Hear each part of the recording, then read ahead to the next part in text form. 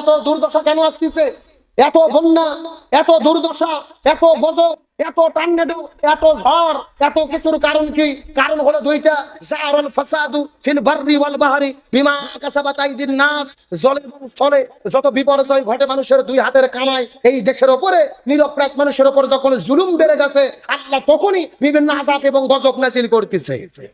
এই জন্য আমাদেরকে সচেতন থাকতে হবে, জুলুম থেকে আমাদের দূরে থাকতে হবে, নিরপরাধ মানুষের উপরে জুলুম বন্ধ করতে হবে, আমাদের হাত বন্ধ করতে হবে, দ্বীন ইসলামের পথে ফিরে আসতে হবে, কোরআন সুন্নাহর শাসন কায়েম করে কোরআন সুন্নাহ মতো জীবন চালাতে হবে। তাহলে আমাদের হেফাজত করবে কে? আল্লাহ বলেন ফামান তাবিয়া হুদায়া ফালা খাউফুন আলাইহিম ওয়ালা হুম ইয়াহজানুন। আল্লাহর বিধান যারা মেনে চলে এদের কোনো ভয় নাই, কোনো টেনশন নাই, সমস্ত বিপদ থেকে আমার আল্লাহই তাদেরকে হেফাজত করবে। তাহলে বলতেছিলাম আল্লাহ রাব্বুল আলামিন নমরুদের বাহিনী ধ্বংস করার জন্য কি ছেড়ে দিলেন? কয় লাখ? 7 লাখ।